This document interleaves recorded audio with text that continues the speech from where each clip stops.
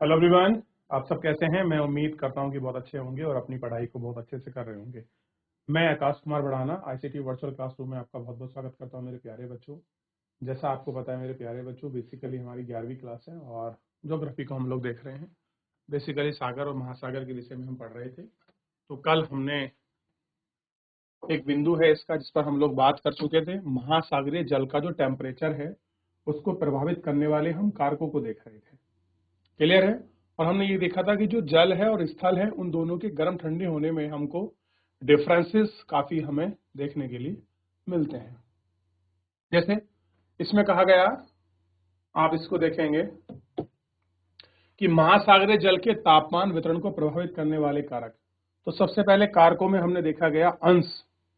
अंश को हमने देखा क्या रहेगी, ध्रुवों की ओर आपका प्रवेशी सौर किरण, जो पोलर एरिया की तरफ सूर्य की किरण है उनकी मात्रा जो है घटने लगती है। क्योंकि आप जानते हैं सूर्य की किरणें जब पोलर एरिया पर आपकी तिरछी पड़ती हैं तो तिरछी पड़ने की वजह से क्या होता है मेरे प्यारे बच्चों, वहां तिरछी पड़ने की वजह से उन पर प्रॉपर सूर्य का जो हीट है, प्रकाश है, वो नहीं पहुंच पाता है। और कह रहे हैं जल की विषुवतीय वृत्त से ध्रुवों की ओर घटता चल जाता है। यानी कि जो हमारा विषुवतीय रेखा से अगर हम पोलर की तरफ जाएंगे तो टेम्परेचर है उसमें कैसी हो जाएगी, आपका कमी आना शुरू हो जाएगी। कैसी है? कमी आना शुरू हो जाएगी। कह रहे हैं कि स्थल एवं जल असमान वितरण है। कैसा है? दोनों आपका असमान इसमें जो वितरण है ये आपका दिखाई देगा। उत्तरी गोलार्ध के महासागर दक्षिणी गोलार्ध के अपेक्षा स्थल के बहुत बड़े भाग से जुड़े होने के कारण अधिक मात्रा में ऊष्मा प्राप्त है। कैसी है? इसमें अधिक मात्रा में आपकी क्या है, ऊष्मा भी ये प्राप्त जो है कर सकता है। ठीक, बहुत अधिक मात्रा में ऊष्मा प्राप्त हो सकती है। ठीक है, क्योंकि स्थल और जल का जो असमान वितरण है गोलार्धों के हिसाब में, कहीं पर अगर आप इस गोलार्ध को देखेंगे, उत्तरी गोलार्ध में क्या है, जो स्थल है उसकी मात्रा अधिक है और दक्षिणी गोलार्ध में जो जल है इसकी मात्रा ज्यादा है। तो जल और स्थल की जो मात्रा है दोनों में हम लोगों को इसमें बेसिकली जो अंतर है वो देखने के लिए मिलता है। कह रहे हैं कि पवन सतत पवन है। एक पवन है जो कंटिन्यूअस पवन चलती है, सतत पवनें जिन्हें हम आपका बोलते हैं। ये कहीं पर स्थायी रूप से, कहीं आपके प्राइमरी विंड के रूप में हम लोगों को देखने के लिए ये आपका मिल सकती है। कह रहे हैं कि स्थल से महासागरों की तरफ बहने वाली पवन महासागरों के सतही गर्म जल को तट से दूर धकेल देती हैं। क्या कहती हैं? जो स्थल से आपका महासागरों की तरफ जो आपकी बहने वाली पवन है। अब मान लीजिए ये आपका कैसा है, जल है, और इस पर जो आपका ये हवा आ रही है, ये हवा जल को कैसे करेगी, आगे को धकेलेगी। यानी कि जो आपके तट का बेसिकली जो हमारे आपके महासागर का जो आपका पश्चिमी भाग होगा उस जल को वो आपका महाद्वीप के पूर्वी तट की ओर ले जाएगी। देखिए क्या क्या धकेल देती है, जिसके परिमाण स्वरूप अब क्या होता है, जब जल को ढकेलिए तो इसके परिणाम स्वरूप नीचे का ठंडा जल कहाँ आने लगता है, ऊपर आने लगता है। अब ये इसको यहाँ धकेल के आगे ले जाएगी तो जो यहाँ ठंडा जल था वो कहाँ आ जाएगा, ये ऊपर की तरफ आ जाएगा और ये कहाँ चला जाएगा, आगे की तरफ बढ़ता चला जाएगा। और परिमाण स्वरूप तापमान में देशांतरीय अंतर आता है। यानी कि जैसे भी आप किसी देशांतर में जाएंगे तो उसमें लैटिट्यूड लैंगिट्यूड में अंतर आपको देखना शुरू हो जाएगा। इसके विपरीत अभी तट पवनें गर्म जल को तट पर जमाव कर देती हैं। कैसे कर देती हैं? इन तट को आपका गर्म जल तट पर आपका जमाव कर देती है और इसका तापमान बढ़ जाता है। कैसा होता है? टेम्परेचर आपका बेसिकली बढ़ जाता है। महासागरीय धाराएं, गर्म महासागरीय धाराएं ठंडे क्षेत्र के तापमान को बढ़ा देती है। कह रहे जो आपका महासागर की जो धाराएं हैं, धारा एक धारा होती है, एक प्रभाव होती है, एक करंट होती है। आप इनको देखेंगे, धारा मतलब जो समुद्र का बहाव चलता है। तो गर्म महासागरीय धाराएं ठंडे क्षेत्र में तापमान को बढ़ा देती हैं। कि अगर कोई गर्म महासागर का क्षेत्र है, गर्म महासागर धारा है, वो किसी ठंडे क्षेत्र में गुजर रही है तो उसके टेम्परेचर को बढ़ा देगी। यानी कि अगर ठंडे क्षेत्र से गुजर रही है और वहां आपका गर्म, समझाने का मतलब समझिए, अगर कोई ये क्षेत्र आपका ठंडा है और इसके बगल से अगर गर्म जाल धारा आपकी गुजर रही है तो ये इस यहाँ के तापमान को क्या कर देगी, इंक्रीज कर देगी। ठीक, जबकि ठंडी गर्म धारा के तापमान को घटा देती है और अगर गर्म क्षेत्र है और ठंडी होकर गुजर रही तो उसके टेम्परेचर कम कर देगी। जैसे गल्फ स्ट्रीम एक गर्म जलधारा है और उत्तरी अमेरिका के पूर्वी तट, उत्तरी अमेरिका का पूर्वी तट से पश्चिमी यूरोप की तरफ तापमान को बढ़ा देती है। अब ये ऐसे मान लीजिए, ये इस तरह से जो आपकी चलती है, अब यहां से ये चलती है इस तट से, इधर है आपका यूरोप। जब ये यहाँ जाती है, यहाँ टेम्परेचर कम होता है लेकिन गर्म होती है, तो यहाँ जाके टेम्परेचर को क्या करती है, बेसिकली इस तापमान को जाकर ये आपका बढ़ा देती है और यूरोप के पश्चिम के तट को बढ़ा देती है, जबकि कोल्ड लैब्राडोर धारा ठंडी जल धारा है जो उत्तरी अमेरिका से उत्तर पूर्व की तट के नजदीक के तापमान को कम कर देती है। जो नजदीक का तापमान है उसके तापमान को ये कम कर देती है। ठीक है, ये सभी कारक महासागरीय धाराओं के तापमान को स्थानिक रूप से प्रभावित करते हैं। जो महासागरीय कारक हैं उसका जो रूप है, उसके रूप को ये बहुत अच्छे से आपका प्रभावित करते हैं। निम्न अक्षांशों में स्थित परिकोष समुद्र का तापमान खुले समुद्र के अपेक्षा अधिक होता है। कैसा होता है? खुले समुद्र ताप के अपेक्षा कैसा होता है? अपेक्षा अधिक होता है। जबकि उच्च अक्षांश में स्थित परिशेष समुद्र का तापमान अपेक्षाकृत कम होता है, यानी कि एक का टेम्परेचर ज्यादा होगा और दूसरे का जो टेम्परेचर है वो कम होता है। चलिए अब बात करते हैं इसका। ये तो हो गया जो हमने सारी कंडीशन इसमें पढ़ ली थी कि ठंडी जलधारा, गर्म जलधारा कैसे करती है, पूर्व तरफ बढ़ती है, इनमें कारण करती है। ठीक है, इतना हम लोग इसमें गल्फ स्ट्रीम तक आपका देख लिए। बात करें अब, देखिए तापमान, जबकि लैब्राडोर कैसी है? ठंडी जलधारा है जो उत्तरी अमेरिका से उत्तर पूर्वी तट के नजदीक आकर तापमान को कम कर देती है।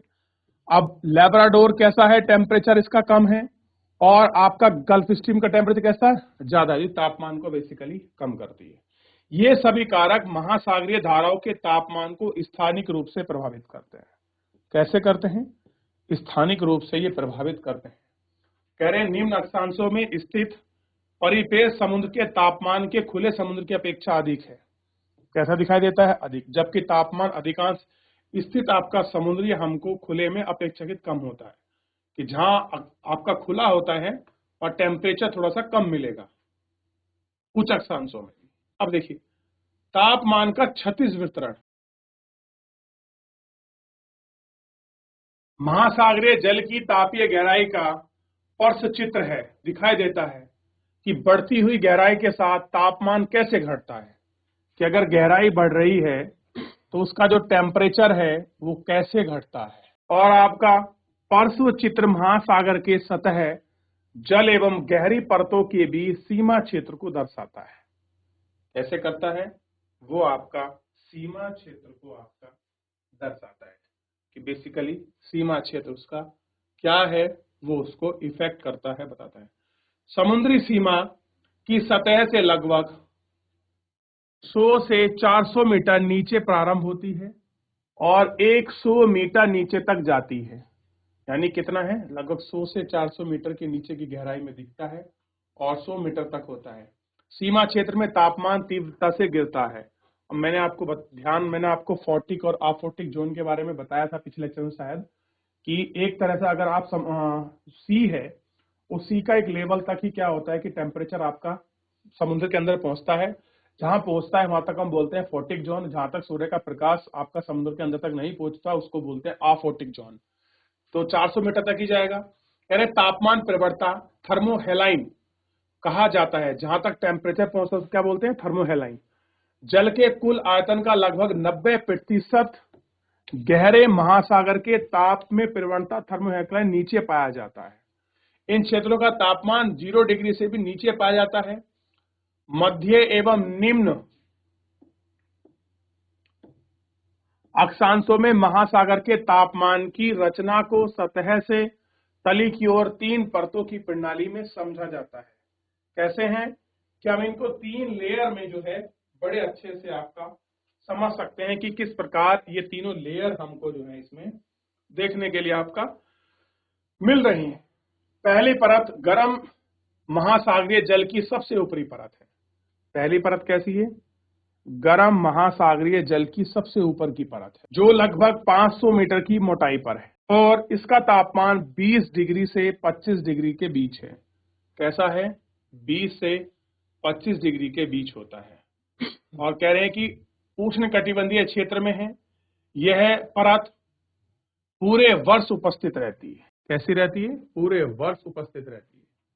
कहने हैं कि जब मध्य अक्षांशों में यह केवल ग्रीष्म ऋतु में विकसित होती है तो दूसरी तरफ जिसे ताप प्रवणता थर्मोहेक्लाइन कहा जाता है, इसमें पहली परत नीचे और गहराई के साथ बढ़ने में तापमान में गिरावट आती है। क्योंकि आप जानते हैं एक तक तो टेम्परेचर गर्म रहेगा समुद्र का, उसके बाद नीचे टेम्परेचर गिरना शुरू हो जाएगा। ठीक, गहराई के साथ बढ़ने पर तापमान में गिरावट आती है और यह थर्मोहेक्लाइन की मोटाई 500 से 1000 मीटर तक होती है। तीसरी परत बहुत ठंडी होती है। यह गंभीर महासागरीय तलिक तक विस्तृत होती है। आर्कटिक एवं अटलांटिक व्रत में सतही जल का तापमान 0 डिग्री के निकट होता है। जो भी आपके देखेंगे 66.5 से ऊपर के हैं, वहां पर अगर आप लोग उनके टेम्परेचर को सतही रूप से मानोगे तो वहां सब जल का जो टेम्परेचर है वो आपका 0 डिग्री के आसपास होता है। इसलिए गहराई के साथ तापमान में बहुत कम परिवर्तन होता है। कि तापमान के साथ कैसा है? बहुत कम परिवर्तन आपको दिखाई देगा।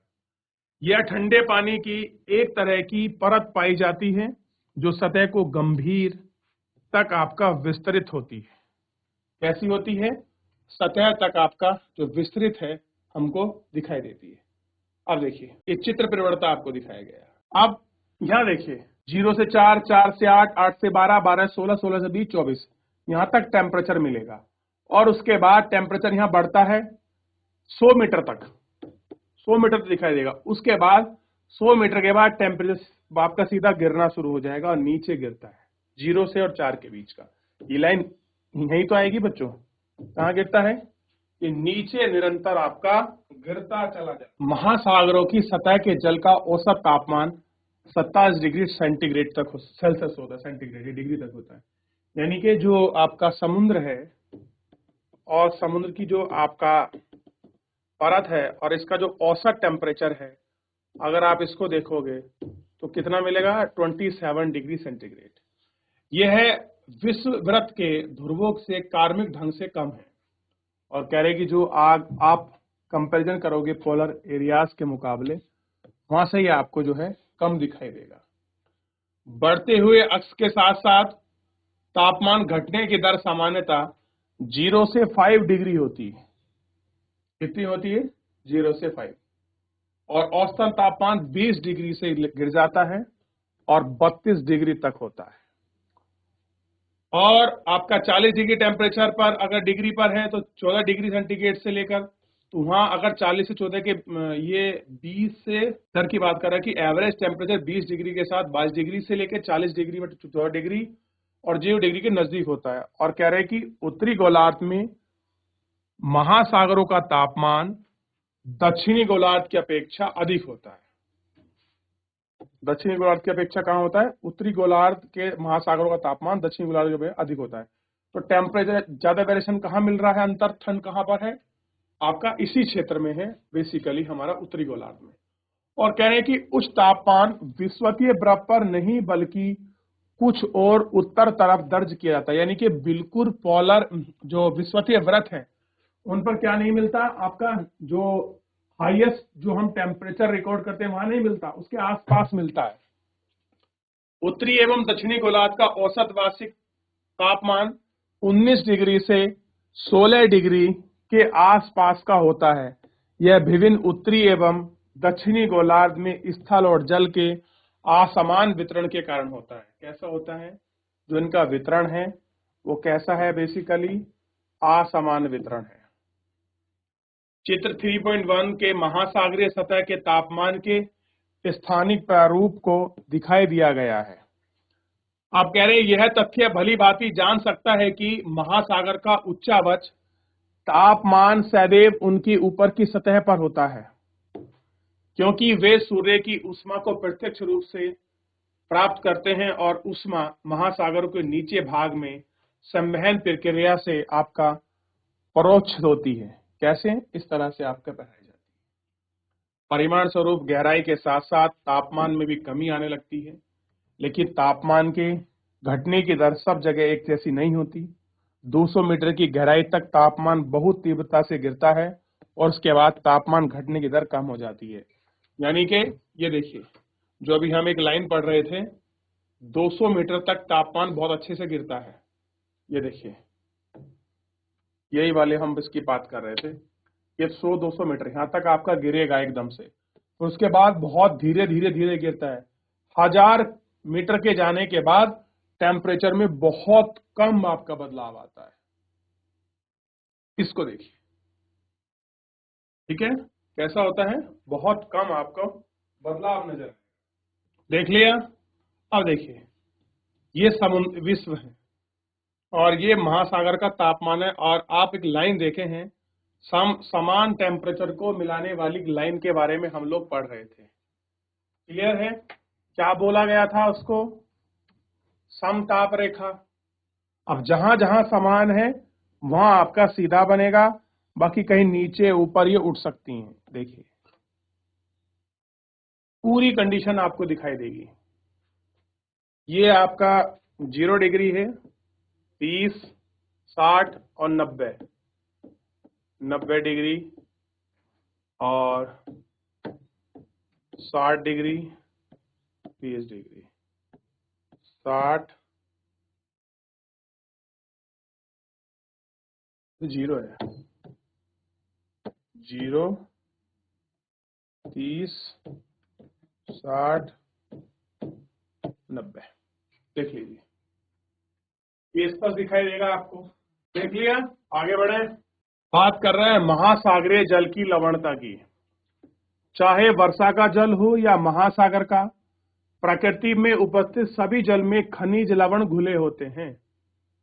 कि देखिए, चाहे तो आपका कोई नदी में है, प्राकृतिक रूप में है, किसी तरह का कोई भी जल है, वो आपको कैसा दिखाई देगा? आपको उसमें कुछ ना कुछ खनिज, उसमें आपके तत्व घुले होंगे।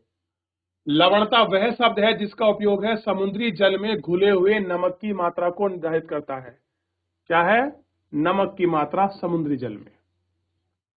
इसकी परिकल्पना हम लोग प्रति 1000 ग्राम, यानी कि 1000 ग्राम मतलब 1 किलो, समुद्री जल में घुले होने का मतलब प्रति ग्राम की मात्रा के द्वारा किया जाता है। प्राय इसमें प्रति 1000 भाग जो है आपका, इतने 1000 ग्राम यानी पीपीटी के रूप में मापा जाता है। लवणता समुद्री जल की महत्वपूर्ण गुण है और 24.7 प्रति 1000 की लवणता का खारा जल सीमांकित करने का उच्च सीमा मानी जाती है। अगर किसी जल में आपका 24.7 प्रति 1000 ग्राम अगर उसमें लवणता है, क्लियर है, 1000 लीटर में 1000 लीटर में 1000 ग्राम में 1000 ग्राम में अगर 24.7 प्रति 1000 ग्राम इतना अगर आपका लवणता निकल जाता तो हम कहेंगे इसमें जल में सैलिनिटी बहुत ज्यादा है, आपकी लवणता की मात्रा बहुत बड़ी हुई है। क्लियर है? और इसीलिए अगर आपको कभी मौका मिले टर्की जाने का, तुर्की, वहां की वान झील है, आप देखिए, अगर मैं आपको फेंक दूं तो आप उसमें डूबोगे नहीं। कारण क्या है? क्योंकि सैलिनिटी है, लवणता है, और लवणता है तो यानी कि उसका घनत्व कैसा हो गया है? बढ़ गया है, और घनत्व बढ़ने की वजह से उस झील में कोई डूब नहीं पाता। क्लियर है? ये सारे छोटे छोटे बिंदु हैं जो साइंस और ज्योग्राफी आपस में मिक्स करते हैं, तो ध्यान रखना है, इसलिए ज्योग्राफी को साइंस का सब्जेक्ट भी कहा जाता है। कह रहे महासागरीय लवण को प्रभावित करने वाला कारक, महासागर की जल की लवणता मुख्यतः बाष्पीकरण एवं वर्षा पर निर्भर करती है। तटीय क्षेत्र में सतह की जल को नदियों के द्वारा लाए गए ताजे जल द्वारा ध्रुवीय क्षेत्र बर्फ के जमने एवं पिघलने की प्रक्रिया में सबसे अधिक प्रभावित होती है। कि लवणता जो है, और खासकर जो आपकी ताजी नदी जो है, जो आपका फ्रेश वाटर लेकर आपका इस जल में मिलाती हैं, इन सबको इफेक्ट करती हैं, प्रभावित करती हैं। पवन भी जल को एक क्षेत्र से दूसरे क्षेत्र में स्थानांतरित करती हैं और प्रभावित करती हैं। और कह रहे हैं कि महासागरीय धारा भी लवणता के विभिन्न उत्पादन में सहयोग करती हैं। जल की लवणता तापमान एवं परस्पर घनत्व से संबंधित होते हैं, इसलिए तापमान अथवा घनत्व में कमी किसी प्रकार के परिवर्तन की लवणता को प्रभावित करता है। क्या करता है? लवणता को प्रभावित करता है। अब देखिए, ये आप वेरी इंपॉर्टेंट करके इन तीनों का नाम लिख लीजिए। ये है मृत सागर, डेड सी कहते हैं। इसमें आपका 238 प्रति हजार ग्राम आपको क्या मिलेगी, लवणता मिलेगी। और पहले नंबर पर आपको टर्की की मिलेगी वॉन झील, इसमें 330 प्रति हजार ग्राम है। और एक है ग्रेट साल्ट लेक है, इसमें 220 प्रति हजार ग्राम मिलेगा। तीनों को वेरी इंपॉर्टेंट कर आप लिख लीजिए कि सबसे ज्यादा लवणता पाए जाने वाली आपके 3 ऐसी झील हैं। ये देखिए, ये डेड सी है, ये सागर नहीं है, ये बेसिकली झील ही है, लेकिन ये है बहुत बड़ी, तो इसलिए हम सागर बोल देते हैं इसको देख लीजिए।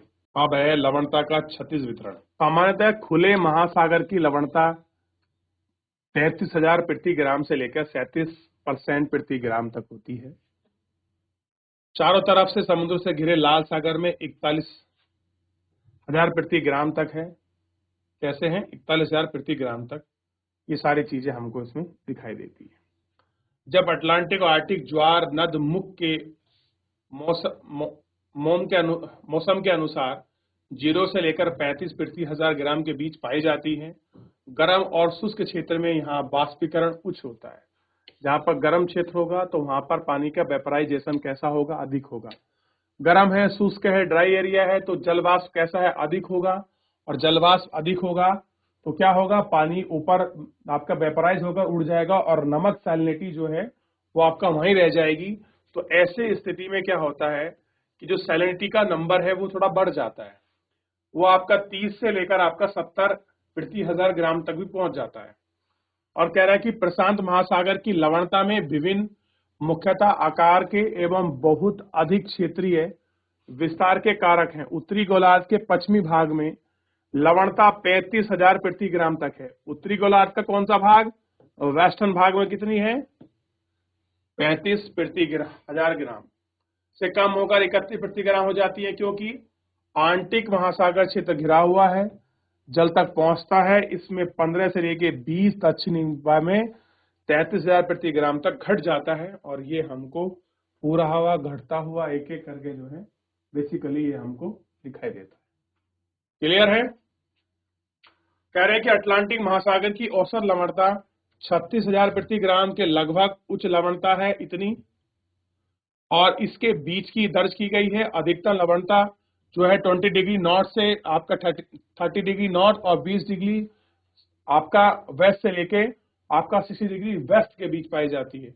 तो अभी आप कहेंगे सर ये नॉर्थ साउथ में क्यों नहीं हो रहा, तो हम क्षतिज वितरण देख रहे हैं। और क्षतिज का कैसा है, क्षतिज को हम कैसे देखते हैं, इस तरह से, ना कि कैसे देख रहे हैं हम ऊर्ध्वाधर रूप में देख रहे हैं। क्लियर है, कैसे देख रहे हैं हम, क्षतिज देख रहे हैं। क्षतिज का मतलब होता है सीधा। कह रहे हैं कि उत्तर से उत्तर की ओर घटती चली जाती है।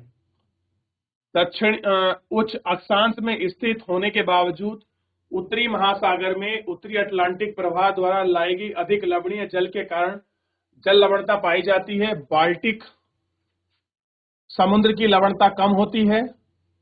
कह रहे जो आपका बाल्टिक सी है, आप यूरोप खोलिए और यूरोप में जो बाल्टिक के आसपास के जो शहर जो कंट्री है उनको बाल्कन सिटी कहते हैं, सॉरी बाल्कन कंट्री कहते हैं। उनका नाम जरूर एक बार अच्छे से देख लीजिए, क्योंकि इनमें बहुत कम मात्रा में नदी का प्रवेश होता है, जिसके कारण भूमध्य सागर की लवणता बाष्पीकरण होने के अधिक होती है। अच्छा, जो आपका ये भूमध्य सागर है इसकी लवणता अधिक है, क्योंकि इसमें क्या होता है, बाष्पीकरण होता है। ऊपर आपका यूरोप है, नीचे आपका क्या है, आपका ध्यान देंगे तो जो आपका मोरक्को वाला पार्ट है बेसिकली वहां से मिलता है आपका अफ्रीका वाला, तो गर्म होगा। और कह रहे काले सागर की लवणता नदियों के द्वारा अधिक मात्रा में लाए जाने वाले ताजे कारण के कम हो जाती है। अब उधर क्या होता है, ब्लैक सी में बहुत सारी नदी मिलती हैं, ये सब आस पास में ही है, ये इस तरह से ब्लैक सी और ये सब पास पास में पड़ेंगे आपको। तो इनमें क्या होता है कि जब आपका ब्लैक सी में कोई रिवर आपका फ्रेश वाटर लेके आती है तो फ्रेश वाटर से उसकी लवणता कैसी हो जाती है, कम हो जाती है।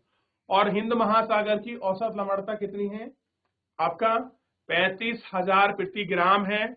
बंगाल की खाड़ी में गंगा नदी का जल मिलने से लवणता प्रायः कम हो जाती है। इसके विपरीत अरब सागर की लवणता और बाष्पीकरण उच्च है, क्योंकि वहां ताजे जल का प्राप्त मात्रा अधिक होती है, कम होती है। जिसके कारण वहां लवणता अधिक दर्शाती है। कहने का मतलब इतना है, जितनी हमने ये पूरी चीजें पढ़ी हैं, इसका एक ही निष्कर्ष निकल कर आया कि जहां पर आपका टेम्परेचर अधिक पड़ता है, जिन आपका समुद्रों पर, झीलों पर, देखिए होता तो हर पानी में सैलिनिटी तो है ही, लेकिन जहां पर वाष्पीकरण सीधा होता है उन जगहों पर क्या होता है कि ज्यादा मिलता है सैलिनिटी, क्योंकि जल वेपराइज होकर ऊपर उड़ जाता है, नमक उसी स्थान पर रह जाता है, जिससे गर्मी के मौसम में खास करके जब सूर्य शिफ्टिंग होती है तो वहां पर ज्यादा हम लोगों को सैलिनिटी देखने के लिए मिलती है। और अगर किसी समुद्र में आपका नदियों का अगर फ्रेश वाटर आता है, जैसे अब देखिए गंगा ब्रह्मपुत्र नदी है, उधर आपका यमुना रिवर है, फाइनली कहाँ मिल जाती है? बे ऑफ बंगाल में। तो यही कारण है कि जो आपका बे ऑफ आपका बंगाल है, उस बंगाल की खाड़ी में क्या होता है कि टेम्परेचर और भले ही ज्यादा रहता है, लेकिन होता क्या है कि पानी लगातार कंटिन्यूस आ रहा है, तो वेपराइज जितना हो रहा है उससे ज्यादा फ्रेश वाटर आ जाता है, जिसके कारण सैलिनिटी को आपका वो कम नहीं होने देता, मतलब आपका बढ़ने नहीं देता, उसको मेंटेन रखता है। अरब सागर में इतनी नदी मिलती नहीं है, तो इसकी वजह से वहां क्या होता है, सैलिनिटी बढ़ती रहती है। तो थोड़ा सा इसको एक बार देख लेंगे और इस पर विचार कर लेंगे, तो आपको मुझे लगता है कि सारी चीजें ये अच्छी हो जाएंगी। और ये पूरे वर्ल्ड लेवल पर दिखाया गया है। आप देखिए ये यहाँ पर आपका प्रशांत है, ये पूरे क्षेत्र में, ये आपका हिंद महासागर है, ये आर्टिक है, ये अटलांटिक है, और ये अटलांटिक ओशन जो एस आकार का है। यहाँ आपको इन सारे महासागरों की जो स्थिति है, उनके सैलिनिटी प्रति 1000 ग्राम में लिखाया गया है। कहीं 36 है, कहीं 35 है, कहीं 34 है, कहीं 33 है। इनको आप गौर करके देख सकते हैं, तो प्रति 1000 ग्राम में आपको मिल जाएगी। और जो आपका समुद्र या कोई लेक आपकी बंद होगी, उसमें सैलिनिटी अधिक देखने के लिए मिलेगी। कारण है उसमें किसी फ्रेश वाटर का आपका एंटर ना करना ही सबसे बड़ा इसका मेन रीजन आपका बन सकता है। क्लियर है? तो फिलहाल आज के इस लेक्चर में इतना ही मेरे बच्चों, बाकी कल हम इस पर बात करेंगे। फिलहाल तब तक अपना ध्यान रखिए, स्वस्थ रहिए, चैप्टर को अच्छे से रिवीजन करिए। मिलते हैं नेक्स्ट लेक्चर में। धन्यवाद।